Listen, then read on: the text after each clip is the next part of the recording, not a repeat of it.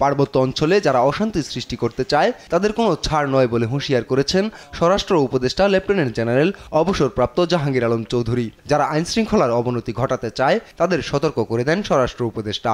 রাঙ্গামাটিতে স্থানীয় রাজনৈতিক নেতা ও গুরুত্বপূর্ণ ব্যক্তিদের সঙ্গে মতবিনিময় শেষে তিনি এসব কথা বলেন। যারা আইন শৃঙ্খলা অবনতি করবে তাদের কোনো অবস্থায় আমরা ছাড় দিব না, আমরা কোনো অবস্থায় তাদের ছাড় দিব না, আমরা কোনো অবস্থায় তাদের ছাড় দিব না।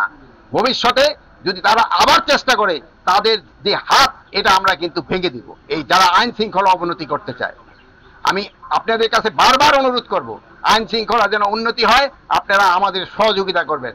আমাদের আইন শৃঙ্খলার যে বাহিনীগুলি রয়ে গেছে তাদের সাথে সহযোগিতা করবেন, প্রশাসনের সাথে সহযোগিতা করবেন, জনগণকে বুঝাবেন যেন আইন শৃঙ্খলা পরিস্থিতি অটুট থাকে এবং ভালো থাকে। পাহাড়ের ঘটনা তদন্তে উচ্চ ক্ষমতা সম্পন্ন তদন্ত কমিটি গঠন করা হবে বলেও জানান তিনি।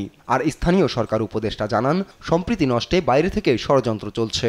তাদের কাজ মিলিয়ে সকলে আমরা একসঙ্গে কাজ করব, একসঙ্গে আমাদের জীবনযাত্রা পালিত করব। এখানে সেভাবে আমাদের বক্তব্যগুলো এসেছে। সবারই একই কথা যে আমরা সকলে সম্প্রীতি চাই, কিন্তু কেন জানি না কোথাও একটা ছন্দপতন হচ্ছে, এবং ছন্দপতনের ব্যাপারে প্রত্যেকের মুখে একটি শব্দ উচ্চারিত হয়েছে, ষড়যন্ত্র। যে বাইরের থেকে একটা যেন ষড়যন্ত্র করা হচ্ছে যে আমাদের এই সম্প্রীতিকে নষ্ট করার জন্য। এই যে যেই ঘটনা ঘটছে, এই জন্য আমরা একটা উচ্চ ক্ষমতা সম্পন্ন একটা তদন্ত কমিটি গঠন করব, এবং এটা আমাদের সহকর্মীদের সাথে আলাপ করার পর। এরপর খাগড়াছড়ি যায় সফররত প্রতিনিধি দলটি। সেখানে মতবিনিময় শেষে কথা বলেন স্থানীয় সরকার উপদেষ্টা। জানান, বিভিন্ন অপপ্রচার ও গুজব চলছে, তা থেকে সতর্ক থাকতে হবে। ভিন্ন জায়গার ছবি এনে অন্যজনকে যে দেখানো হচ্ছে বাংলাদেশে রাঙামাটি এটা ঘটেছে, খাগড়াছড়িতে এটা ঘটেছে।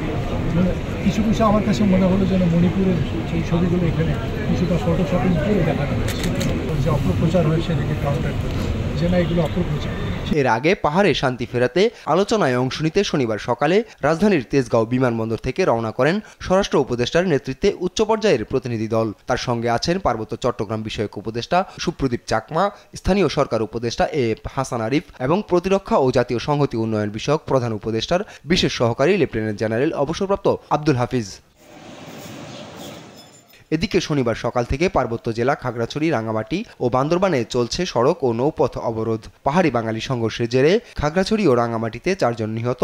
অগ্নিসংযোগের প্রতিবাদ এবং দোষীদের শাস্তি দাবিতে এই অবরোধ ডাকে বিক্ষুব্ধ যুগ্ম ছাত্র জনতা। সমর্থন দেয় ইউপিডিএফ। ধর্মঘট চলছে রাঙ্গামাটিতেও। সংঘর্ষে বাস, অটোরিকশা ও ট্রাক ভাঙচুর এবং শ্রমিক আহতের প্রতিবাদে অনির্দিষ্টকালের জন্য এই ধর্মঘট। আপন অপু, নিউজ ডেস্ক, দেশ টিভি।